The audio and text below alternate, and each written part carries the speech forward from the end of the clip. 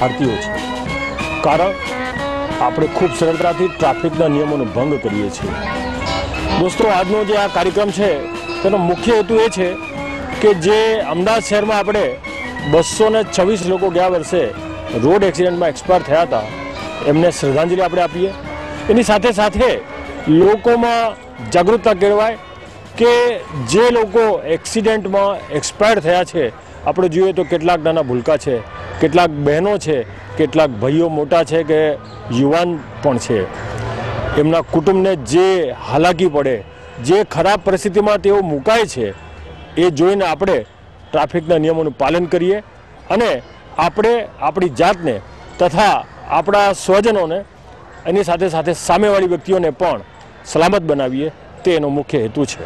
Sir, અકસ્માતના પરિવારજનો અહીંયા કેટલાક હાલ શ્રદ્ધાંજલિ માટે આવેલા છે અમદાવાદમાંથી? યસ, અમે 226 જણ જે એક્સપાયર થઈ ગયા છે તેમાંથી લોકોને ઇન્વાઇટ કર્યા હતા કે તેઓ સ્વજનોને શ્રદ્ધાંજલિ માટે અહીંયા આવે અને તેઓ અહીંયા આવ્યા છે। એમને જોઈને બીજાને પણ આઈડિયા આવશે કે પોતાનો સ્વજન ગુમાવવું કેટલું દુઃખદ છે। આપણે જો એમને પૂછીએ તો ખરેખર આપણી આંખમાંથી પાણી ડળી પડે કે પોતાના સ્વજનને ગુમાવવું ખૂબ દુઃખદ હોવાથી આપણે એ પરિસ્થિતિ નિવારવા માટે ટ્રાફિકના નિયમોનું પાલન કરીએ। સર, અકસ્માત ન સર્જાય એના માટે વાહન ચાલકોને શું તાકીદ રાખવી જોઈએ? આપણે જોઈએ તો મોટા ભાગે 80% કેસોમાં જે એક્સિડન્ટ થાય છે એમાં ડ્રાઈવરની ભૂલ હોય છે। ડ્રાઈવર ટ્રાફિકના નિયમોનો ભંગ કરે છે, વધારે સ્પીડથી વાહન ચલાવે છે, હેલ્મેટ પહેરતા નથી, રોંગ સાઈડથી આવે છે, ટ્રાફિક સિગ્નલો ભંગ કરે છે, જે તકેદારી રાખવી જોઈએ ટ્રાફિકના નિયમોની તે નથી રાખતા। ટ્રાફિકની કોઈ નવી અવનવી કોઈ ટેકનિકો આવવાની હોય તો આપણે કહી શકીએ? રોલિંગ રોલિંગ ઓકે સર, ટ્રાફિકની કોઈ અવનવી ટેકનિકો હાલમાં અમદાવાદ શહેરમાં હાલમાં અમારા વિચાર હેઠળ છે કે ખાસ કરીને જે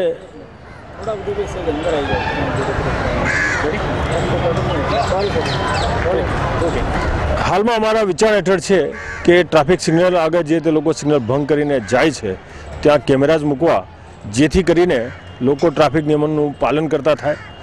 એની સાથે સાથે સ્કૂલોની અંદર એક ટીમ નામની ગુજરાત સરકાર એક નવી સ્કીમ આવેલી છે, જેની અંદર ટ્રાફિકના એજ્યુકેશનના તમામ સાધનો હશે, સ્કૂલોમાં જશે, ટ્રાફિક પાર્ક જે બીજે હશે ત્યાં પણ જશે અને જ્યાં ગાર્ડન્સ હશે ત્યાં પણ જશે અને લોકોને ટ્રાફિકના નિયમો કયા છે તેના વિશે જાગૃતતા કેળવવા માટે પણ એક પ્રયત્નો કરવામાં આવશે।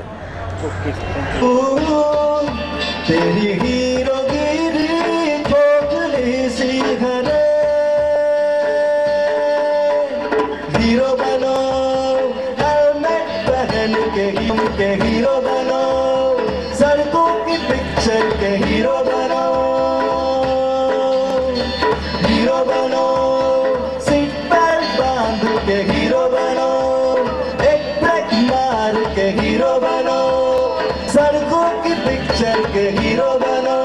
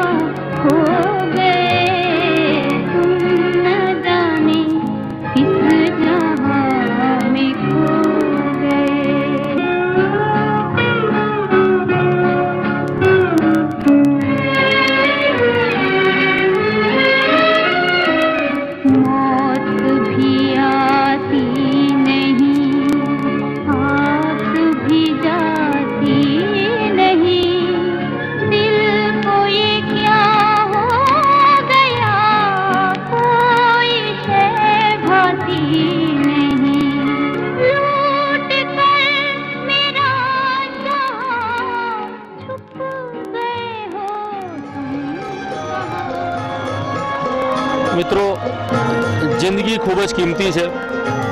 જિંદગી મેળવવી બહુ આસાન છે અને ખોતા 1 મિનિટ પણ નથી લાગતી. તમને બીજા શબ્દોમાં કહું તો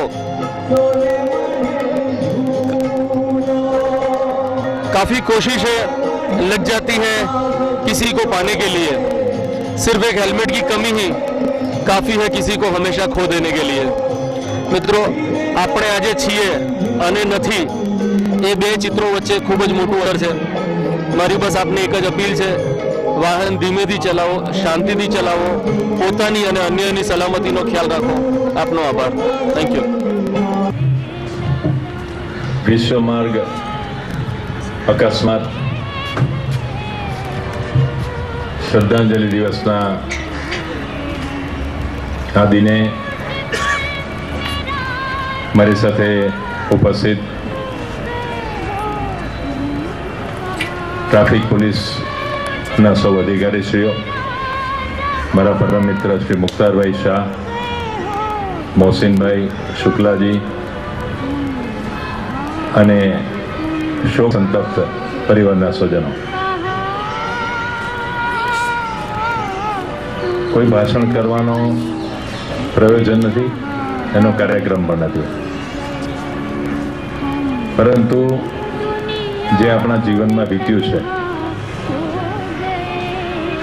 અને એને લઈને આવનારા દિવસોમાં કોઈનો લાડકવાયો, કોઈની દીકરી, કોઈ બહેન, કોઈના પિતા, કોઈના માતુશ્રી એ આવી રીતે અકસ્માતમાં ચાલ્યા ન જાય, અચાનક ચાલ્યા ન જાય, એ માટેની અવેરનેસ ટ્રાફિક પોલીસ શું કામ કરી રહી છે અને જ્યારે પણ આપણે વાહન ચલાવતા હોઈએ, રસ્તો ક્રોસ કરતા હોઈએ, કરીએ, સિગ્નલ પર ઊભા હોઈએ, આ બધી જ બાબતો અકસ્માતને સંલગ્ન છે. અને એટલા માટે જ સમાજમાં કહ્યું છે કે હક અને ફરજ, એમાં આપણે પહેલી ફરજને સમજવી જરૂરી છે. મારા અગાઉના અનેક વક્તાઓએ જેમણે અકસ્માત માટે વાત કરી છે, આપણે ક્યારેય માતા પિતા હોઈએ, આજનો સમાજ એવો છે,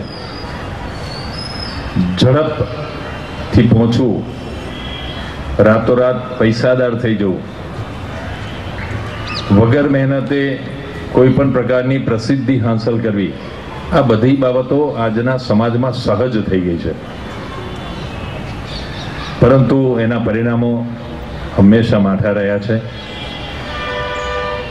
એની આપણે સતત પ્રતિનિધિ કરતા રહ્યા છીએ. જે સ્વજનો આપણી વચ્ચેથી ગયા છે, હું એમ નથી કહેતો કે માત્ર એ લોકો ટ્રાફિકના નિયમોનો ભંગ કરવાના પરિણામે જ ગયા હોય, પણ આપણે ચાલક હોઈએ, બસના ચાલક હોઈએ તો આપણે ટ્રાફિકમાં રસ્તે જતા લોકોનું ધ્યાન રાખવું જોઈએ. આપણે સ્કૂટર ચાલક હોઈએ તો જેવી રીતે મોહસિનભાઈ અને શુક્લાજીએ વાત કરી, બહુ લાંબી વાત નહીં કરું, પરંતુ આપણે ક્યારેય ટ્રાફિકના નિયમોનું પાલન કરવા ટેવાયેલા જ નથી. માય એફએમની અંદર દર શનિવારે સવારે 9 થી 11 દરરોજ મારો ઇન્ટરવ્યૂ 2 કલાક સુધી ચાલે છે. એમાં અનેક પ્રશ્નો આવે છે કે મ્યુનિસિપલ કોર્પોરેશન આમ ન કરી શકે, રાજ્ય સરકાર આમ ન કરી શકે. મ્યુનિસિપલ કોર્પોરેશન અને રાજ્ય સરકાર કરવાના તમામ પગલાં લે છે. હું કોર્પોરેશનનો પદાધિકારી છું એટલે ફેવર નથી કરતો, પરંતુ આપણા સ્વજન જ્યારે જાય છે ત્યારે આપણને નિયમોનું ભાન થાય છે, પરંતુ પહેલેથી જ એ બાબતની અંદર આપણે ચોકન્ના રહેવું જોઈએ. આજે સવારે જ સિમ્સ હોસ્પિટલના ઉદ્ઘાટનમાં, ટ્રોમા યુનિટના ઉદ્ઘાટનમાં હું ગયો ત્યારે મેં આ જ વાત કરી હતી. અને એ પ્રસંગે આપને સૌને આ પ્રસંગ યાદ હશે કે હમણાં જ અઠવાડિયા 15 મહિના પહેલા એક અવડી કારનો એક્સિડન્ટ થયો. એમાં 3 22 વર્ષના યુવાનો હતા, એક સાથે નીકળ્યા હતા દીકરાઓ, અને રસ્તામાં બમ્પ આવ્યો અને ઉછળી અને ગાડી ઊંધી પડીને 3 યુવાનો ઘટના સ્થળ ઉપર જ મૃત્યુ પામ્યા. એમના પિતાશ્રી સંજયભાઈ પટેલ આજે સવારે મારી સાથે હતા અને એમણે સિમ્સ હોસ્પિટલમાં એમના પુત્રના સ્મરણાર્થે 1.5 કરોડ રૂપિયાનું ડોનેશન આપ્યું છે. અને ડોનેશન આપતા એ ગળગળા થઈ ગયા હતા. એમણે કીધું કે આ ડોનેશન એટલા માટે નથી આપતો કે આ હોસ્પિટલની અંદર બધા જ સારી રીતે ફ્રી સારવાર કરે, પરંતુ એની પાછળનો મારો આશા એ છે કે ઝડપભેર સારવાર મળી રહે અને કોઈનો લાડકવાયો છીનવાય નહીં. એને ધ્યાનમાં રાખીને એમણે ICU ઓન વ્હીલ્સ એક પ્રકારની મૂવિંગ હોસ્પિટલનું પણ આજે ડોનેશન આપ્યું આ હોસ્પિટલની અંદર, કે જ્યારે પણ આવો અકસ્માત થાય ત્યારે ઝડપભેર ગાડી પહોંચી જાય. તમે જુઓ, સરકારે ખૂબ આ પ્રકારની વ્યવસ્થા કરી છે. 108 શું છે એ આ જ વ્યવસ્થાનો ભાગ છે. આપણે હંમેશા અકસ્માત થાય ત્યારે માત્ર ને માત્ર સરકારને અને પોલીસને દોષિત ગણીએ છીએ. મ્યુનિસિપલ કોર્પોરેશન આટલા ટ્રાફિક સિગ્નલો મૂકે. હું અનેક જગ્યાએ મારા વક્તવ્યમાં કહું છું ને રેડિયો ઉપરના વક્તવ્યમાં પણ હું મારી વાત કરું છું કે પોશ એરિયા હોય સેટેલાઇટનો, ત્યાં પૂરેપૂરો ટ્રાફિક સિગ્નલની વ્યવસ્થા હોય, લક્ઝુરિયસ કારવાળા લોકો ઊભા હોય, તેમ છતાં પણ જો પોલીસ કર્મી ન હોય જગ્યાએ તો આપણે કોઈ ટ્રાફિકનું પાલન કરતા નથી. આપણે આજુબાજુ જોઈને સીધા નીકળી જઈએ છીએ. ક્યારે બેલ્ટ નહીં બાંધવાનો, ક્યારે હેલ્મેટ નહીં. હેલ્મેટ માટે મેં જોયું છે કે અનેક વખત, અને હું પોલીસ કર્મીઓને સેલ્યુટ કરું છું, અનેક વખત મારે લોકો સાથે સંઘર્ષ થાય છે કે હેલ્મેટ વગર નીકળો, પોલીસ પકડે, મોબાઈલ પર વાત કરતા. અને મારા પર દિવસની અંદર કમસે કમ 2 થી 3 ફોન આવે જ કે કાકા મને પોલીસે પકડ્યો છે, કેમ તું મોબાઈલ પર વાત કરતો હતો. 2-3 ફોન આવે જ દરરોજ. હું એક પણ ફોનને એન્ટરટેન કરતો નથી. મારો સગો ભત્રીજો હોય તો પણ કે બેટા સ્કૂટર પર જતા વાત કેવી રીતે થાય મોબાઈલ પર. આજે જ્યારે આટલા બધા ગમખ્વાર અકસ્માતો બન્યા છે, આવા દુઃખદ બનાવો બન્યા છે, ત્યારે આપણે સૌ શપથ લઈએ એક વાલી તરીકે કે ભલે આપણું સ્વજન ગયું પણ હવેના દિવસોમાં ટ્રાફિકનું આપણે પાલન કરીએ. આપણા પડોશની અંદર જ્યારે ત્યારે આ વાત નીકળે ત્યારે બધાને આનો મર્મ સમજાવીએ કે આ ટ્રાફિકના નિયમોનું આપણે પાલન કરવું જોઈએ. મ્યુનિસિપલ કોર્પોરેશન અનેક જગ્યાએ બમ્પ મૂકે છે. બમ્પ માટેની અનેક ફરિયાદો આવે. બમ્પ મૂક્યો હોવા છતાં પણ અકસ્માતો થતા જોવા મળે છે. કારણ કે નાની ઉંમરમાં કાચી વયે બાળકોને લાડકોડમાં ઉછેરવા માટે વગર લાયસન્સે સ્કૂટરો આપી દેવાના. અને મેં ઝડપની જે વાત કરી ને, આજના કાર, આજની સ્કૂટરો, એક્ટિવા, બીજા અનેક મોડેલ નીકળ્યા છે, એ બધાની પિકઅપ કેટલો બધો છે. એના પરિણામે જે નવા આપણા દીકરા દીકરીઓ છે શાળાએ જતા, એ બધાને જ્યારે આપણે સ્કૂટર આપીએ છીએ ત્યારે એટલા બધા ઝડપભેર જતા હોય છે. આપણે એમને મેચ્યોરિટી પહેલાં ક્યારેય આવા વાહનો નહીં આપીએ. મને ખ્યાલ છે કે 1.5-2 વર્ષ પહેલાં કે 2-3 વર્ષ પહેલાં જ્યારે એક વખત નિર્ણય લેવાયો કે આ પ્રકારના વાહનો જો બાળકો લાયસન્સ વગર ફેરવતા પકડાશે તેમને 1000 રૂપિયા કે 2000 રૂપિયા ભારે દંડ કરીને એમનું સ્કૂટર જપ્ત કરી લેવામાં આવશે. અનેક વાલીઓ પોલીસ સાથે ઝઘડતા હતા, અનેક વાલીઓ કે અમારા ખર્ચે અમે અપાઈએ છીએ ને અમે એફોર્ડ કરીએ છીએ ને તમારું શું વાંધો આવે છે. એનું પરિણામ આપણે સૌ જોઈ રહ્યા છીએ. મ્યુનિસિપલ કોર્પોરેશન અને હવે તો ગુજરાત સરકારે આ અંગે અનેક વખત પરિપત્રો બહાર પાડ્યા છે. અનેક વખત પોલીસના કર્મીઓ શાળામાં જઈને આના કાર્યક્રમો કરે છે. રક્ષા યુનિવર્સિટીની જે શરૂઆત ગુજરાત યુનિવર્સિટીએ કરી, ગુજરાત રાજ્યએ કરી છે, એ યુનિવર્સિટી દ્વારા આવા અનેક કાર્યક્રમો શાળામાં અને કોલેજમાં ટ્રાફિક અવેરનેસના કરવામાં આવે છે. મ્યુનિસિપલ કોર્પોરેશન દ્વારા અને કેટલાક તબીબો, કેટલાક NGO દ્વારા પણ આવા કાર્યક્રમો કરવામાં આવે છે. આપણે એ તરફ જરા પણ લક્ષ્ય નથી આપતા. અને જ્યારે આપણું સ્વજન જાય ત્યારે આપણને ભારોભાર દુઃખ થાય છે. આજે વધુ નહીં કહેતા આપણે એવો સંકલ્પ કરીએ કે આપણા બાળકોને વગર લાયસન્સે વ્હીકલ ચલાવવા ન આપીએ, વહેલા મોબાઈલ પણ ન આપીએ. શાળામાં ભણતો બાળક મોબાઈલની શી જરૂર હોય, તેમ છતાં સ્કૂટર આપીને મોબાઈલ આપે, પછી ચાલુ સ્કૂટરે મોબાઈલ પર વાત કરે અને આ અકસ્માતો બને છે. આવા અકસ્માતો ન બને. હક અને ફરજ, પોલીસ કર્મીઓ એમની ફરજ પૂરેપૂરી બજાવે છે. જે મોહસિનભાઈ કહ્યું એ પ્રમાણે વરસાદની અંદર, તાપમાં, તડકામાં આપણે સૌ નજરે જોઈએ છીએ, પણ આપણી એમના તરફ જોવાની દ્રષ્ટિ હંમેશા જુદી રહી છે. એ દ્રષ્ટિ આપણે કેળવીએ, કારણ કે જો એમના તરફથી આપણે દ્રષ્ટિ કેળવીશું તો એનો ફાયદો અલ્ટિમેટલી આપણને થવાનો છે, આપણા જ પરિવારને થવાનો છે, આપણા જ સમાજને થવાનો છે. જો ટ્રાફિકના નિયમો અને સામાન્ય નિયમો, અને હું હંમેશા કહેતો રહ્યો છું, એમટીએસની અંદર જ્યારે હું ચેરમેન હતો ત્યારે મેં એક વાક્ય મારું પોતાનું શોધીને લખ્યું કે સરકાર અને સમાજે બનાવેલા નિયમોનું પાલન કરવું એ જ સર્વશ્રેષ્ઠ દેશભક્તિ છે. આપણે કોઈ દેશભક્તિ બતાવવાની, ઝંડા ઊંચા રહે અમારા ગાવાની કે ઝંડો લઈને ચાલવાની જરૂર નથી, પણ સરકાર અને સમાજે કરેલા નિયમોનું જો આપણે પાલન કરીએ તો આપણે સાચા દેશભક્ત છીએ. અને જો આવા દેશભક્ત હઈએ તો આવા દિવસો આપણે જોવાના ન આવે.